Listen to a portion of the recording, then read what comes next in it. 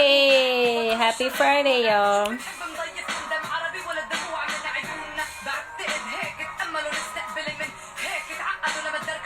Here we are. Hi. Hello. Happy Friday, everybody. Hey, you're there. You're here. Hi. I'm like, who is that? Hey.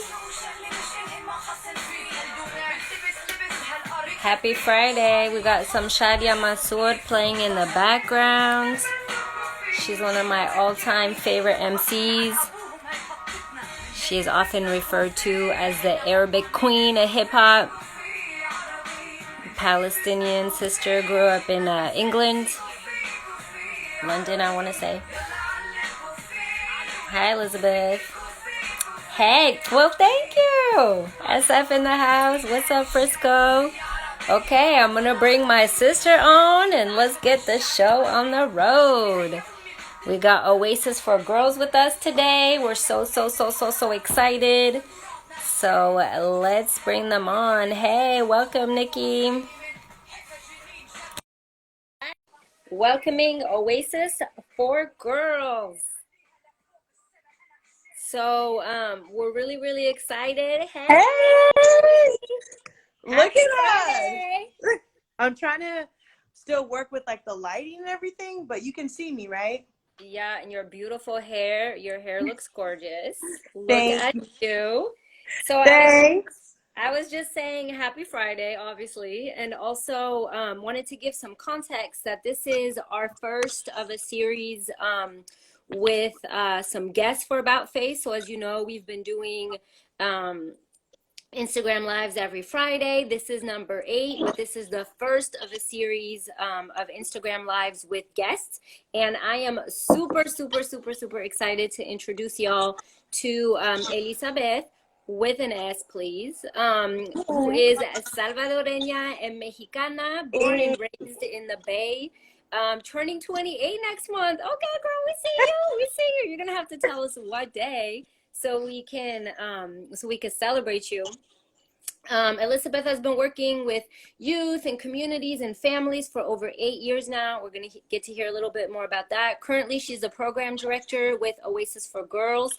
She runs the Rise program at Oasis. And today is your 3-year anniversary. Yes! So happy 3-year anniversary. I'm so honored and I feel so blessed that you're with us today and that you get to celebrate. We get to celebrate you and how amazing you are. And so yay for you. Happy 3 years, girl. Thank you. I'm excited. I couldn't think of a better way to celebrate 3 years of this at Oasis and our beautiful partnership. And I'm just hella excited. Thank you for having me. Yes. This is my first live, so I'm trying to get rid of my little nervousness a little bit, but we got this. We got this, girl. We got this. Play with the nerves. Play with the nerves. Right. You know how it goes. Yeah, for some context, the first program I ever ran for About Face was actually at Oasis for Girls. My first ever workshop was for the Rise program. And so yeah, it's a special partnership and we're super excited to work with y'all. We go there 4 times a year. And actually the youth that y'all are about to meet in a little bit, Mariel, was part of a program that I did last spring. So it's just nice, right? Things coming back, cycles. I want to say you are an amazing youth advocate. You are a powerhouse of a coordinator and a facilitator. And I'm constantly inspired and energized by how you ride for your youth and how you show up for your youth, right? And I know you've been doing this work for a really long time. And so, first question I got to ask is, what's the best part of working with girls? What is, like, you're 8 years into it. What do you love most about it? Yeah, first off, thank you for all of that. I can say the same about you and your girl. Like, you are just, you're what helps do this work, that we're not in it alone. And so I'm just so grateful for our sisterhood and just like, the way that we get down. So I appreciate you. Thank you for saying that. When I think about the best part, it has to be the youth. It has to be, specifically at Oasis, it has to be the girls.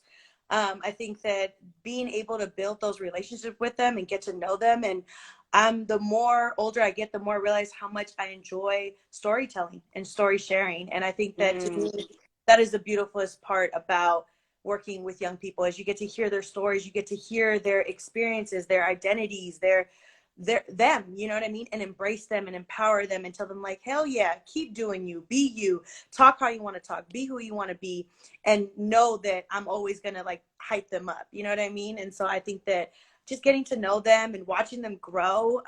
8 years in, I actually started working at a middle school.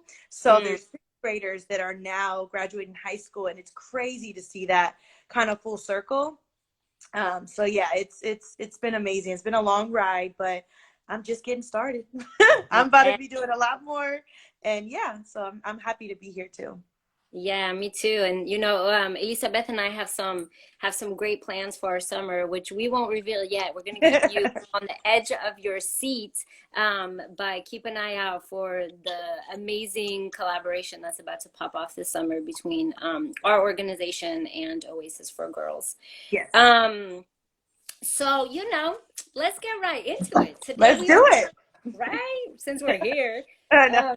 Today we are talking about representation, and specifically we're talking about how girls of color, how women of color, are represented in the media. And so what comes up for you when I say that? Like, how do you think, as a woman of color, as a mujer, like, how do you see yourself or people that, like that look like you from your community being represented in the media? Yeah, I think that is a great question, right? And a great topic, and it could go in so many ways. And I'm excited to see this conversation go in so many ways.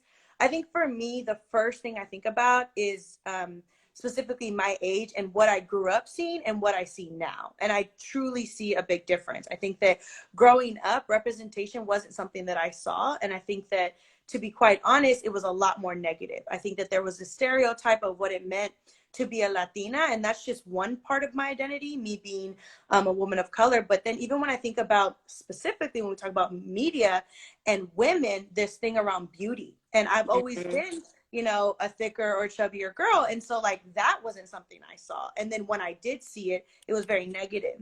And so I think about that, and so I can go deep into there. And then where I see it now, of course, we're not nowhere perfect. There's still some stereotypes, there's still some negative images and ads and medias that I see, but I definitely see a lot more positive. And I think that that's something that I know a few years ago, I did like this shift in who I was following just on my feed, just to see more of realness and authentic women and women being proud in their skin, whatever that may look like. I think that as women, we have so many identities beyond our looks, beyond our ethnicities, beyond, all of that. And so I think that to be able to see women just kind of highlight those different things in media has been beautiful to watch and inspiring. So I think that it's a lot more better, but still doesn't mean that there aren't like some negative images sometimes.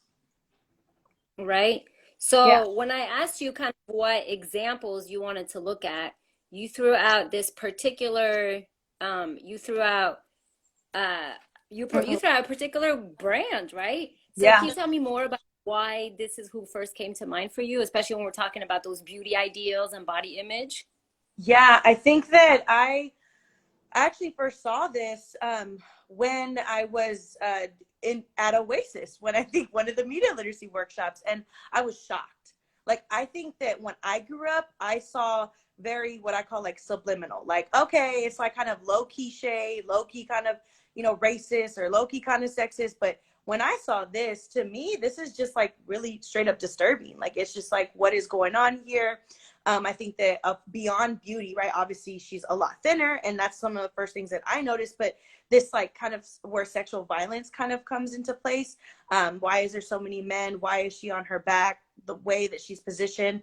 And I think there's other Dolce & Gabbana ads that I've seen that are very disturbing. I think that it's like, to me, I get so angry. I'm just like, where is this? Why is this even happening? And the thing that I think was really interesting that, Anya, you do such a great job as a facilitator when you do media literacy workshops, is you talk about, well, what are they selling? And that's the thing that I'm questioning now ever since I see something, I'm just like, okay, what is even for sale here? Is it what she's wearing? And when you really look at what they're selling, it's like the smallest thing on there. Like, I think on one of these, it's like a belt or a shoe. And it's like, well, then why is there all of this else going on? And just how Right. powerful a message can be with no words, and how powerful images are. Do you know what I mean? Right. Yeah, absolutely. And what impact does it have for our girls, right, to keep seeing these images over and over again? Like, what are they being taught? What are men being taught?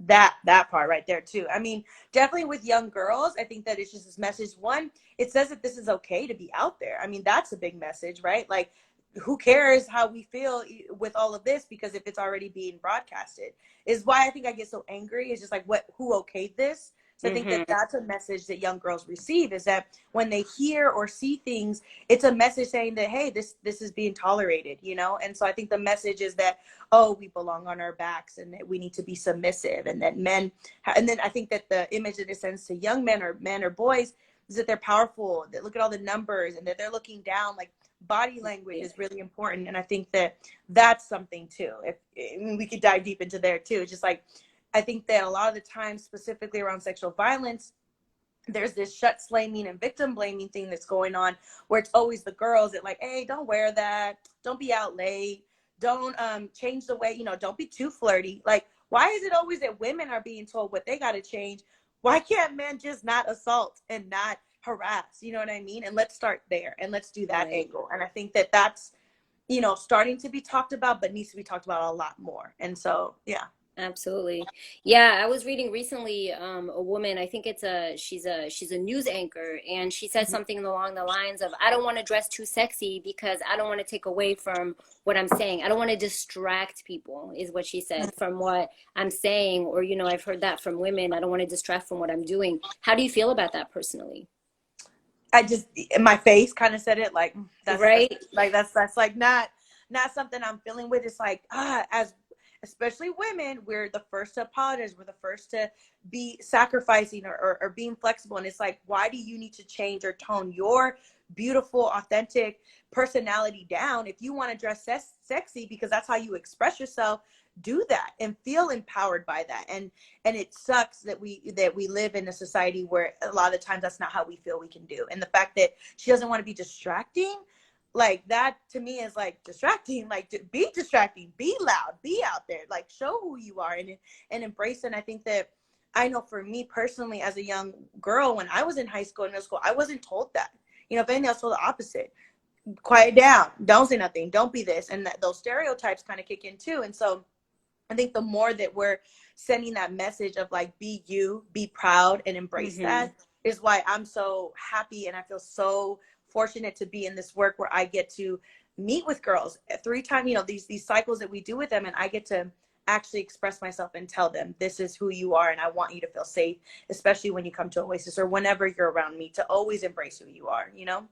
Right. Yes, I love that. And you could feel that. You could feel that vibe walking into Oasis, the way that y'all talk to the girls, what's on your walls, the affirmations on your walls. I feel like as soon as you walk in, it's a vibe. And going on, I know that because of we're doing the flip screen, unfortunately, you might not be able to see all of this, but I just want to give one more example of Dolce Mm-hmm. Gabbana. But this is Oh yeah. a woman, a Chinese American, or a Chinese woman. I'm not sure if she's Chinese American, but definitely Chinese woman, who's holding 2 chopsticks trying to eat a pizza. And it created a huge uproar in China, just like, what is this advertisement? How racist can this be? And Right. so they apologized.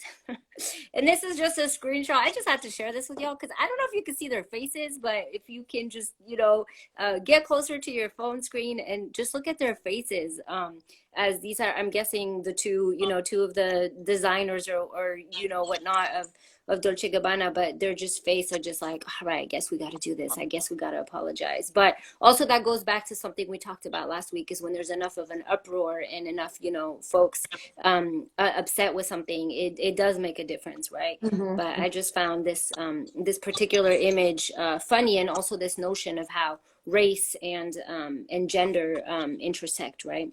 Right. Um, so I want to ask you a little bit around something that you feel, you spoke a little bit about how media was before and how media is today, and you feel like there's been, some improvements, and media doesn't look as bad as it did. And so I know that one of the examples that, you told me of somebody that you liked in a role that you liked, or at least this was an example that you brought up. And so can you speak more to media that you do find to be positive out there and good representations out there?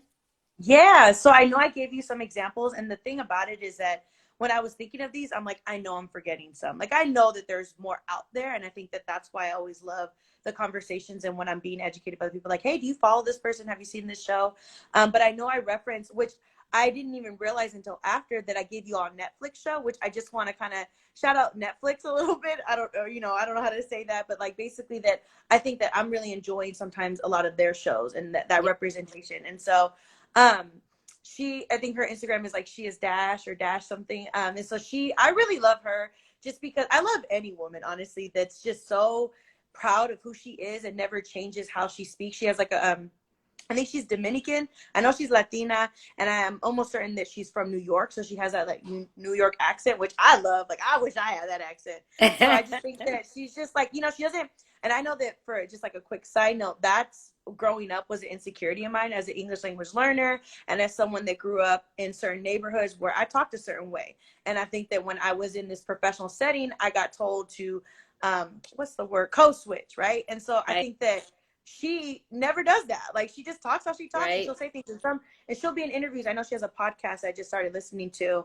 And she's like, she'll say something, and then even like her homegirls will be like, what'd you just say? Like, just ask her. Like, I don't really get that. And so I think that's what I love most about her, is that she's just her true authentic self when I've seen her in like interviews and things like that. And then, yeah, she's in The Orange is the New Black. And so I think that it's amazing to see that on a show, on a screen, especially a known show. Like, I think a lot of people know Orange is the New Black. Right. Yeah, it definitely got popular. And same with this one, right? Which also, as you mentioned, another Netflix. Anything you want to say about On My Block or about Jessica specifically? Yeah. Okay. For Jessica specifically, I'm like, okay, that feels like it looks like me. You know what I mean? Like, she's funny, she's out there, and she's a bigger girl, and she's Latina, and she's just, but also her character is so funny. Like, she's just so like, yeah, girl, like, this is what I do, and this is who I am. And she's so unapologetic, but she's so, I don't know, beautiful inside and out. And I think that when I saw her, I'm like, I want to see more like this. Like, her body type. Just to get really detailed, like, I don't believe I have her exact body, but just like, I see more like her body type just reminded me closer to mine. And, like, not this is very like A type, or like there's a specific type of way that a woman should look. And I think that she was really, and like the way she dresses too, like, she wears things that show off her curves and, and feels comfortable and confident in. And so I love this show too. I started watching it recently, like within the last year or so. So I like it, and I love her personality. I've also seen a couple interviews with her too. And again, women that are unapologetic and just really embrace who they are and just are truly themselves, I light up. I like get so excited, and I get filled with so much like happiness seeing that. Right. Absolutely. And what kind of stories would you, I'm gonna give you a couple more questions, and then we're gonna switch to Maribel, and then we'll probably come back towards the end as well. But what kind of images would you like to see? What kind of stories would you like to see told in mainstream media specifically, right? Yeah. What stories do you think are missing? I think there's a lot. I think that when we think about like reality, right? Like, I don't like, especially, okay, so I feel like I could go so many places with this, and my mind is like buzzing, like, where do I go? Even just like relationships and like love. Okay. Let's be real about that. Okay. This honeymoon stage, it could be a real thing, but let's talk about the real challenges that it takes. And like, like that it ain't always like this, like, oh my God, I love them and they make me so happy. Like, no, they piss me off sometimes. Sometimes I'm like, why am I with you, kind of thing, And so I think for me, I just want to see more of that reality of, I don't want to, and it's not so much that it has to be negative, like, oh, the bad side to relationships, but just like the reality, because I think that it's almost like when you don't talk about something, it makes it more like, is it a secret? Is it that bad? And it's like, no, it doesn't need to be this big thing. This is just our day-to-day, what we endure, And I think that family dynamics is something that I would love to see more, like the reality of like, I think it's always like this, like, either you have this great family that you get along with, or like you don't like your family. But like, what about that middle ground of those of us that for me specifically that I truly love my family. Like I will go hard for my family. Do they drive me crazy? Yes. Do I understand everything that they do and say? No, right? And so like where's that middle ground, that like limbo that sometimes we're in, especially like age, right? Like it looks different. Like who I was in high school and my relationship with my mom was way different in high school than where it is now. And why is that? What are the factors? You know what I mean? And just like being, you know, I don't know if I'm explaining that right. I'm kind of going all over the place. So sorry if it's like up and No, down. but I think you're speaking to something important too, like specifically with relationships, by showing this side that you're saying like, oh, this is how it's supposed to be and anything else is kind of secret, is also not helping youth understand the nuances of relationships and the complexities. And again, you know, want to shout out y'all's program and the way you do your work and the way you really go in with like relationship skills and life skills for youth to have, you know, to understand like consent and boundaries and what's okay and what's not okay, and yes, understanding how to navigate their family dynamics. And I see a yes to that diversity of family dynamics in the comments, but absolutely, right, like speaking. And I think that that's what media literacy is, right, is going beyond the surface and really going, or I should say, sorry, below the surface, and really going in to talk about the real stuff. So thank you. We're going to transition over to Marielle, and actually Elizabeth will probably come back towards the end, so stay tuned. I'm gonna wait about one more person, and so yeah, in a couple of seconds we're going to be welcoming Marielle, who is born and raised in San Francisco. Marielle was part of the Oasis program, specifically the RISE program at Oasis last spring. Is a wonderful, amazing youth. And I'm really, really excited for y'all to get to meet her and talk to her. I'm trying to go back to these to show y'all the full page. All right, so Marielle is about to come on. Welcome. Hey y'all, anybody tuning in, happy Friday. This is the first of hopefully many guest lives, and today we're here with Marielle Sosa. She's 18-year-old hailing from San Francisco, born and raised. I always want to give a shout out to Frisco natives, folks who are born and raised in the Bay Area. As somebody who's not from here, as somebody who was raised by the Bay Area but not born in the Bay, I think it's really important to shout out folks who are here and who are still here. So how are you doing? Good. I'm happy to be here. I'm excited. I'm a little bit nervous, but yes, I'm sure everything's going to go perfect. Everything is gonna go perfect because you're brilliant, and so I'm really excited. I'm just so honored to be able to speak with you today. And the nerves are, you know, it's just part of it. Just ride the wave of the nerves. You know, I keep hearing that from people too, like artists who have to perform through Instagram Live have said like, I'm more nervous doing this than going on stage in front of like 500 people. So I hear you, but thank you for making time for us. Yeah, of course. I'm happy to be here. Yay. So, okay, girl, you got to break it down for me. When I ask for a bio, you're like, I really enjoy Animal Crossing. And I'm like, all right, sure. What is Animal Crossing? Tell me more. What is special about Animal Crossing? Well, you can play it on different consoles, like DS or like the GameCube, but I have only played it on what I have the Nintendo Switch. So it's the Animal Crossing New Horizons game. And you basically have to build your island by like placing plants, like flowers, or like making cliffs or rivers. And then you're basically making it for you and your villagers on your island. So yeah, it's just like the whole point is just to make it your own aesthetic and make it pretty. And you can also play with your friends and visit their islands, or they can come visit mine.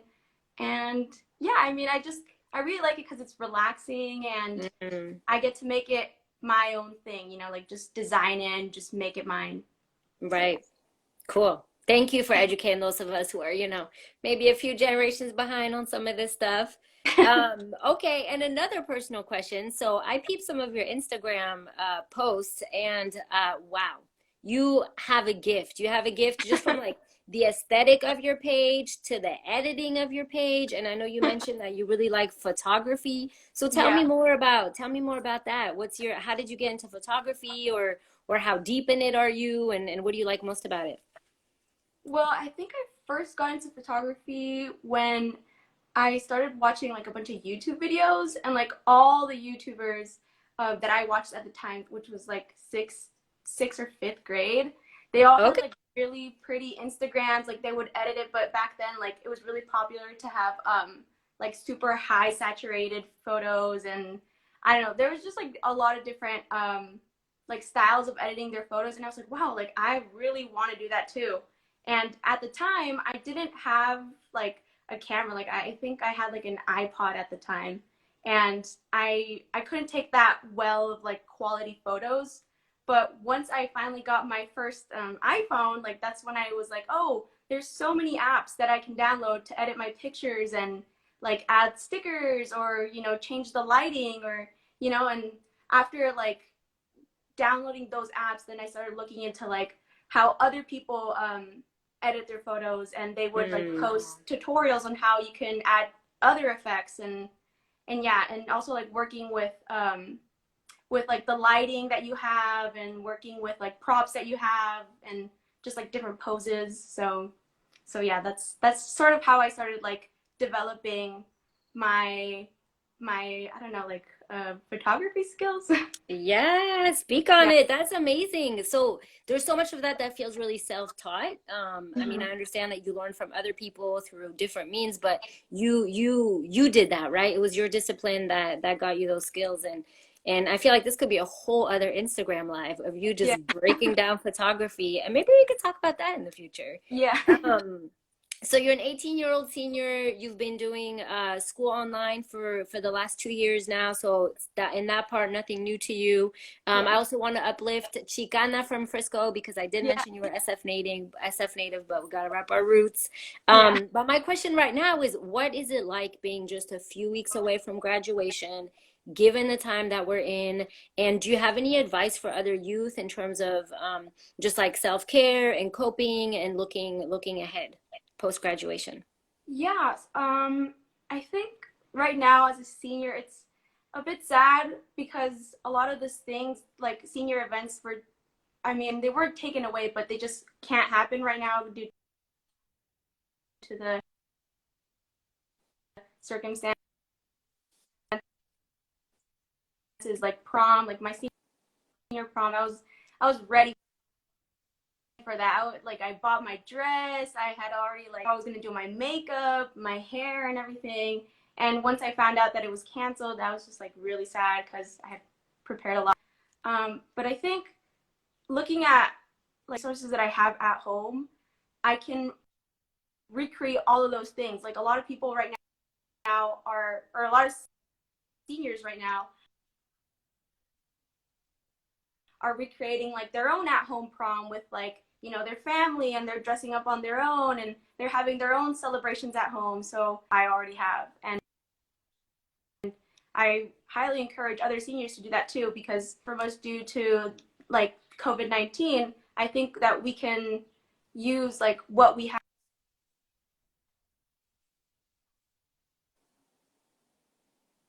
Oh no. Sorry, Mariel. I don't know if this is for everybody, but we may be having a little bit of a connection issue. Um, Testing. Can you say something? Oh no, I can't. We can't hear you. Um, do you want to? Yeah, it sounds like the sound went out. How about we go old school and get off the live, and then I'll re-add you for lack of, that's my tech advice. Yeah, if you get I'll get you back on. All right, and it's just me again. So until she comes back, I want to highlight positive media. Viola Davis, a queen. Let's see if the sound comes back. Yeah, I want to uplift Viola Davis as the first Black woman to win an Emmy Award. Hi. Oh no, the sound is still out. Hi, I I can wonder hear you. what. Yeah. Oh, You know, I don't know why, but it you're oh, really? back. On my end? Yeah, it's that we couldn't hear you. But Can you right hear now me? it sounds like it might be coming Yeah, back. It's I coming can in and hear out. you, but I don't know if you can hear It's delayed. me. I can't hear you. Like it's a bit cut, but I can hear you Yeah, and right now. for us it goes, I think it's the same for us. Yeah, like we can hear you, but then the video and the audio isn't synced up. And then Elizabeth, she can hear us both, but delayed. Hey, y'all, welcome to COVID times where, technology is part of the process. I was actually listening to this amazing podcast from folks in the disability justice movement, folks who, have been unable to attend events because of, different access needs or whatnot, who say like, when something goes out, we just wait and we just chill and we just, keep holding space. And so I'm let's learn from folks who've had to deal with issues like this for a long time and know that this is part of it. And yeah, we got this. So let's try that again. Senior year, I think we heard most of what you said. Maybe with just one last comment about the experience of being a senior. Maybe one of the last things you said that we probably didn't catch. Yeah. Well, the last thing I said was that I hope that all, use what they have, like be with their families, have Zoom calls or like just FaceTime calls to them, and maybe like through like a little Zoom party, like you can have like a Zoom graduation party or like a Zoom prom, like is what you have and connect that way. Yes, that part. Thank you for the uplifting words. Okay, so again, like we were talking about with Elizabeth today, our topic is how are women of color and girls of color represented in media? So for you as a young woman, who's just coming out of teenage years, how do you feel like folks who look like you, folks who are your age, other sisters of color are represented in media, and what do you want to speak to on that?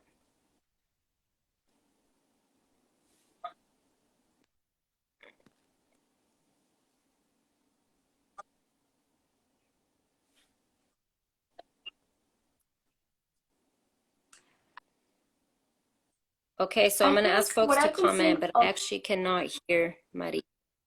lot for like girls that are my age is there's a lot of Mhm. comparison in the media. Like a lot of girls on TikTok or Instagram are comparing themselves to these models or like these beautiful influencers, and like all,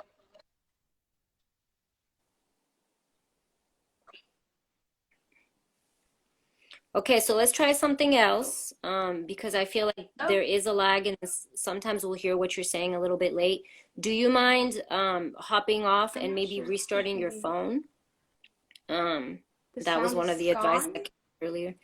Yeah, like Oh, it's you can weird, hear it's me now. delayed, like we'll Okay. hear you and then we won't hear you. So hopefully turning off your phone and coming back on will fix that.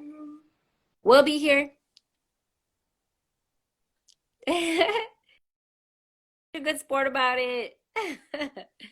And yeah, I'll make sure to pass on the messages. Thank y'all for being so supportive. Having to be on your IG live and being nervous and then this happening, like, come on now. But yeah, what I was saying about the podcast is it just gave me this really good sense of like how ableism works, right? How we're so used to things working and we're so used to being in person, we're so being used to having access to things that when things don't work, we get really flustered. And on this podcast, particularly, what they were saying is, they had, I forget what the specific example, but they were on a panel and something happened, again, a virtual panel. And they were just like, all right, just like patient through it and just like gracious and graceful through it. Because that's the reality all the time, right? Things that we're being forced to do today are ways that they've had to navigate through the world forever, right? So again, thank you for being here with us. This is the first of a series with guests. Today we're speaking with folks from Oasis for Girls. So we had Elizabeth Gutierrez, who's their program director, and then we had Mariel Sosa, who's one of their program participants.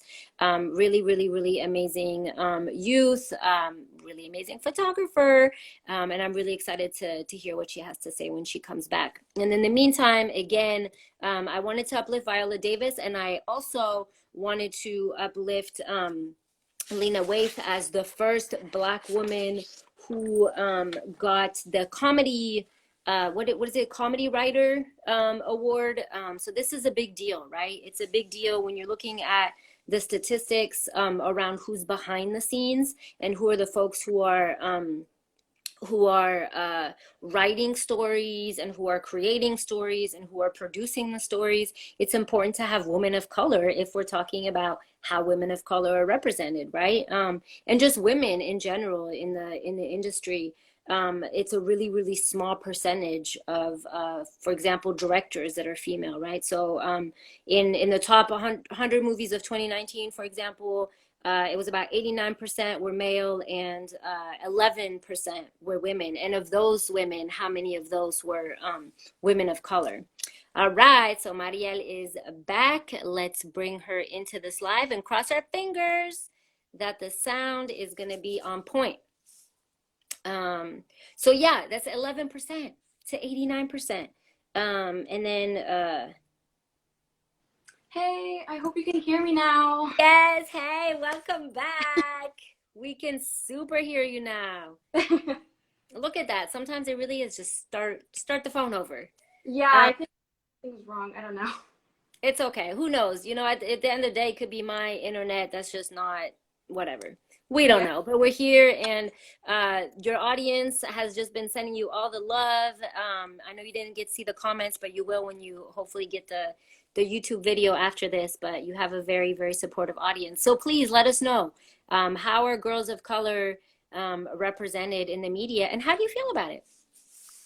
Well, like I was saying before, I feel like a lot of girls right now, my age especially, like they're comparing themselves to these like beautiful, like even sometimes like, I mean, I'm not saying it's wrong, but like Facetune, like girls and like models, and it really like messes with like how we think we should look. Mm-hmm. And I don't know, it's just like there needs to be more realistic like pictures and media of like just the average teenager, because I think these girls are looking up to like people that have jobs as a model, or people that, you know, they work to be, I guess, you know, this standard of beauty, and that's not our job, you know, that's not our job to look that way or to be that way. So yeah, they're that.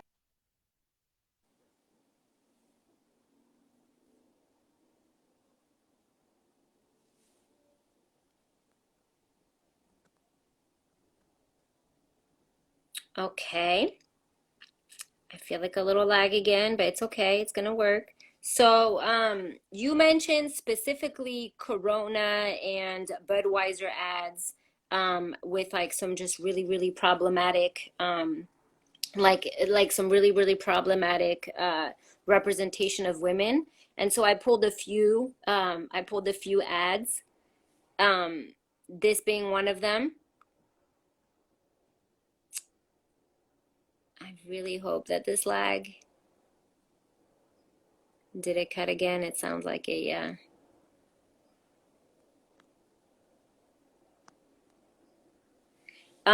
Yeah, so when I asked Mariel what are things that that she really does not like to see, some bad examples, she pointed out beer advertisements, right? And so this is one of them that I found. And then here's a couple of other ones, but again, just like a lot of sexualizing and objectification of women.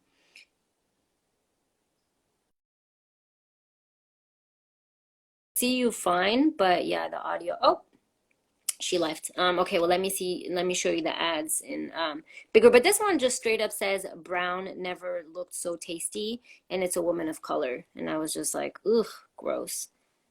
Let's bring her back. And so yeah, the way that advertising works, right? The way that advertising sells us these products, but a lot of the times just ideals and ways of being. Okay, now I can hear you. For some reason, like the sound goes away, I and know, it's weird. It's weird. The sound will go away and then there's a lag. yeah. Cool. So, why specifically, you know, when I asked like what are some bad examples, you just went straight to like beer commercials or ads and like what, you know, which I was like, "Oh, wow, okay. They're all over the place." What made you think of that? Well, first of all, like I grew up in like a Latino family, and there was a lot of like carne asadas or like just a lot of events, like parties, like involved like drinking. And I mean, that's like, you know, they're adults, they can do whatever they want.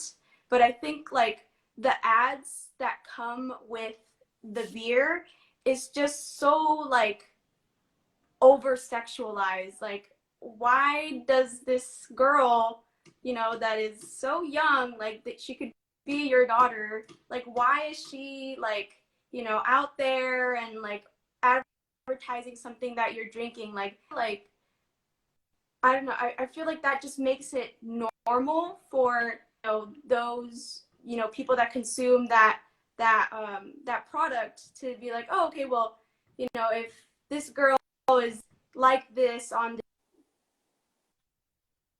this ad, then you know it's fine to you know to stare at her, and it's fine for me to stare at other women, and you know it's just it just teaches a wrong consumers, because it normalizes something that's wrong, and staring at, you know, these other that they shouldn't be like over sexualizing.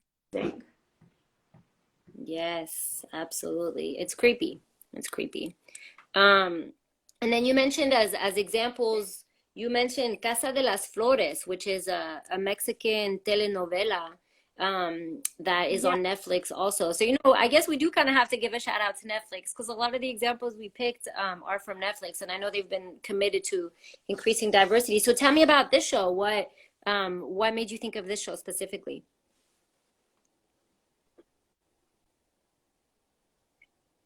So I wanted to go to that one question, like what I want to see in the media, and I think that show is like there's definitely wealthier people, like a huge percentage, um but yeah, it shows like certain aspects that they have, like they have maids, like, you know, the children are the ones that are showing the family's wealth, um and they also like they just do like regular things, like running their business, like their flower, and like and other like aspects of Mexican life that they show that is pretty messed up, but I mean it's true, because they have money and they have power, and they know people, so they are allowed to, or not allowed, but they can bribe police, which is a big thing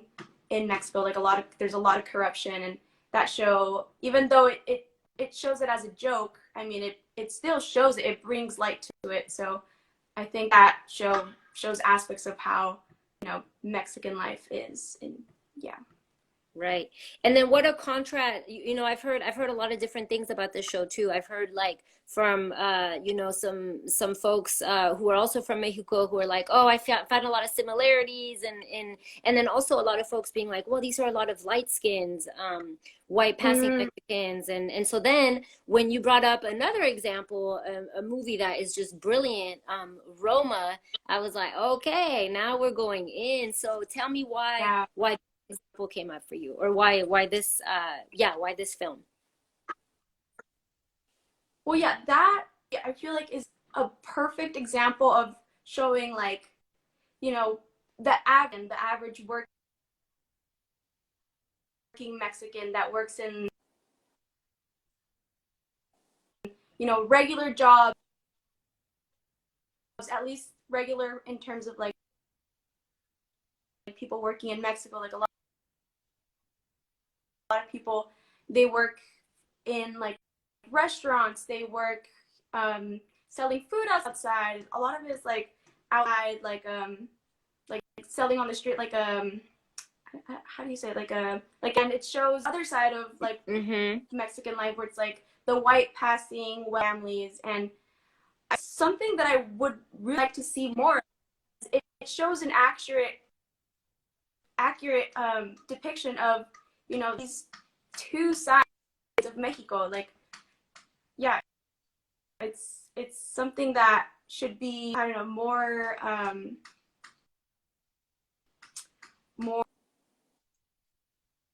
talked about, more showed more. Yeah, I agree. It should be more common, right? There should be more like what is the norm if seeing more of these images. And you know, oh man, you can't see their faces. It's a weird cut because we're on split screens, but I wanted to show the actress and her mom on the red carpet as a really, really, really special moment for indigenous folks in Mexico, and for you know, brown folks in Mexico, for her to be on, you know, at the awards, and to be there with her mom. And did you catch this moment at all?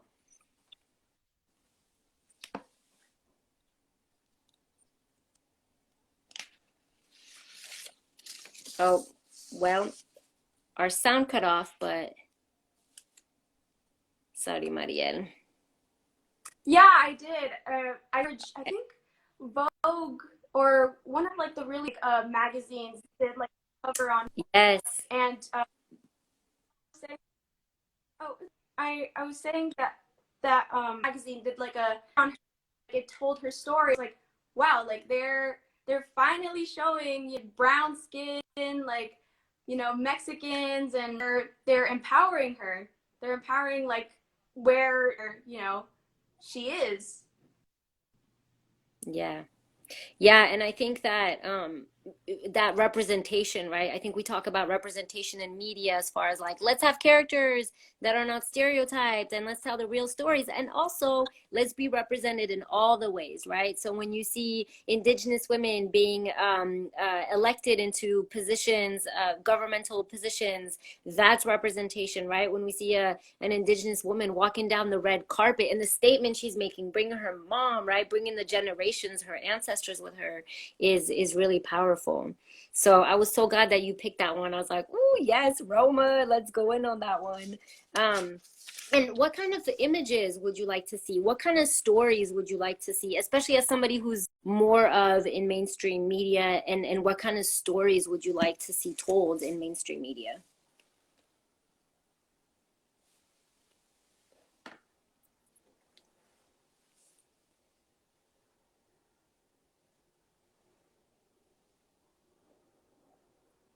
This is so sad. I'm sorry, Mariel, there's a lag again. Sometimes what it, and right now it's not catching up. She's like, I'm out. She's like, I know what to do. I'm out. I'll be back.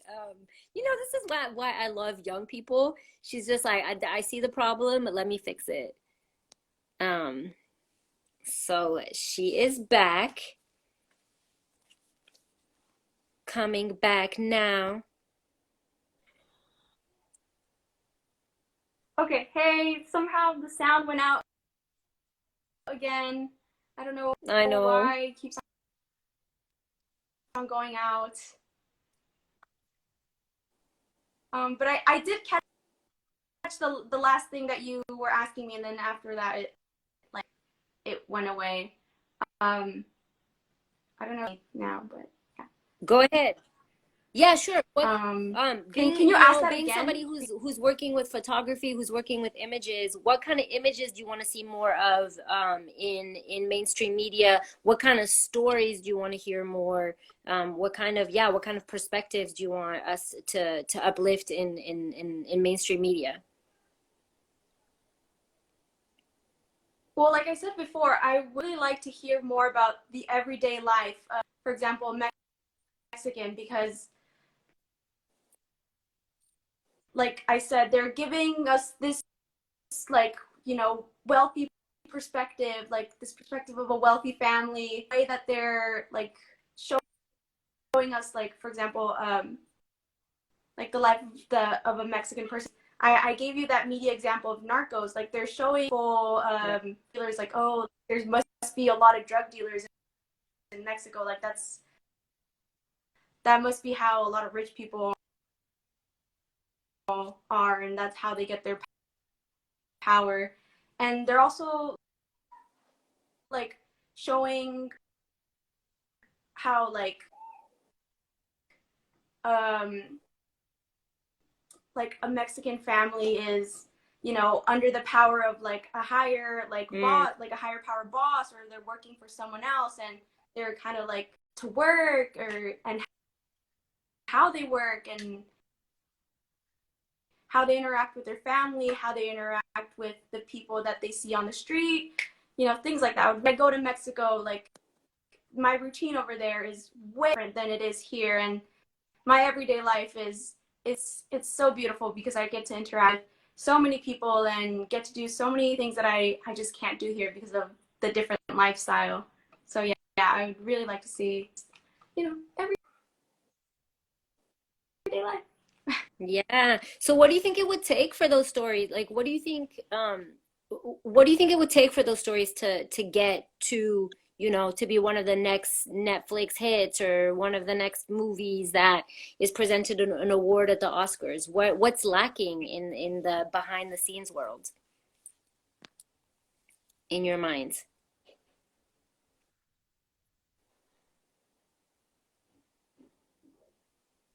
I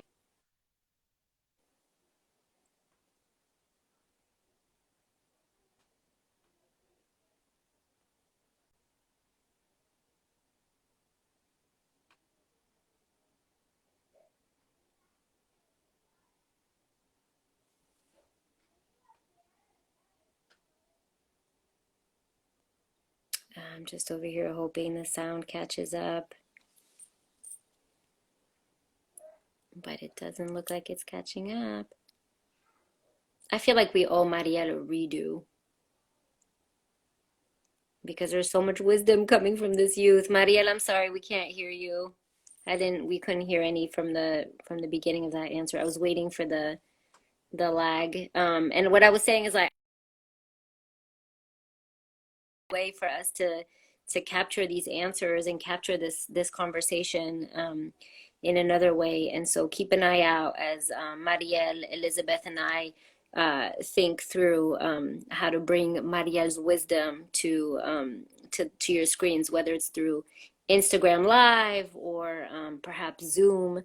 But consider this a teaser. Consider this the first step. Hi, welcome back. Hi. No, I was just saying while you were gone is we're gonna figure out a way to do a redo because we're missing out so many of like such important and valuable things as Elizabeth Okay. is saying. And so we're gonna keep it pushing through today and see how much we can grab and I definitely want to have a follow up with you and Elizabeth about how to capture this conversation in a way that doesn't cut you off every time because what you're saying is so good. So Yeah, I'm do sorry. I you don't do you know. want to re-answer? No, don't apologize, boo. It's not your fault. It's the technology vibes of the world. There's a lot of people online right now. So, and yeah, like Elizabeth is saying, this is real life, no edits. And low key, you're getting a lot of hearts over here. So people, your fan club over here is supporting you. And please don't apologize because it's definitely not your fault. Do you want to do you want to restart that answer?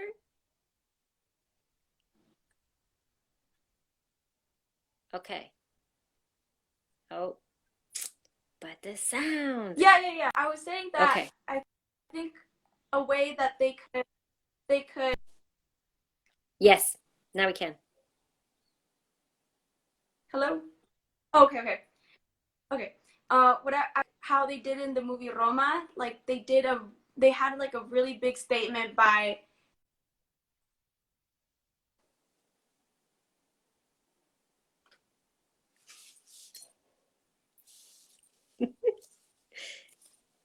It went to how it did in Roma. They made a big statement by, and then it dropped. You had a podcast, which gave me some ideas, is that maybe we do this as a podcast.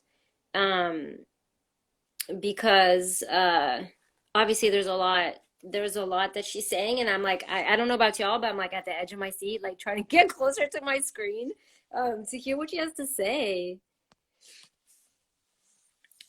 So yeah, I definitely I will be thinking about that. I will be thinking about ways to uplift this beautiful young woman's voice. Maybe try headphones. Not sure if it would help. Somebody's suggesting headphones to capture the audio. Anchor FM is super easy to use. Okay, so we're about to do a podcast apparently. We got some ideas and advice for a podcast, which actually sounds amazing. Right? I'm like, okay, should we, so you were saying that the way Roma made a statement. yeah, by making the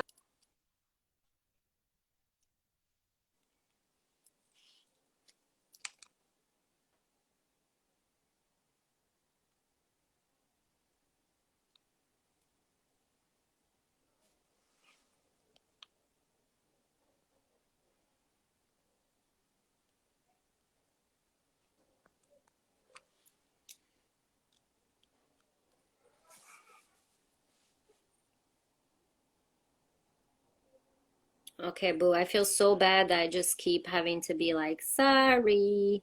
But let's see if unfortunately that cut off. And I'm guessing if I can just keep hoping that I just keep hoping that the lag. Um, how about Elizabeth, you wanna come back on for a little bit and we'll interview you a little bit and then maybe give Mariel's phone a break and hope that in giving her a break um well, it says that we have 1 minute and 52 remaining. Okay, y'all. So, thank you for being here with us on this Friday. For whatever reason, this live is about to cut us off in 1 minute and 38 seconds. And part of that is probably because we're reaching an hour. And usually we do lives that last about 45 minutes to an hour. So I have not experienced this before. But you know what? This is what today is. This is a day where there's a lot of learnings, a lot of challenges. And I want to end in the last minute and 20 seconds that I have by saying this is a teaser. We will have more with Elizabeth and with Marielle, and maybe as a podcast, maybe as a Zoom, whatever they feel comfortable with and whatever ends up working. But I want to end on a high note, as we always do. When I asked Marielle positive examples, she mentioned Baycat. And I want to give a shout out to Baycat. Baycat is a local organization that uplifts youth of color making film. And they're launching this summer program to pay interns in order for those interns to not only get skills, support organizations who need films made, but also bring money back into their households for families who are really struggling financially. And I want to lift that up. And I also want to lift up Queen Shonda Rhimes, Shonda Land. Shonda Rhimes is one of the only and definitely one of the most prominent Black women screenwriters today. From Scandal to Grey's Anatomy to How to Get Away with Murder. Oh my God, the last episode though, to a few other ones. And to have that kind of representation again off the screen and how the stories are being told is really, really powerful. Thank you all so much. Thank you for being here. Thank you for your patience with us. Happy Friday. And we'll talk to you next week. Take care, y'all.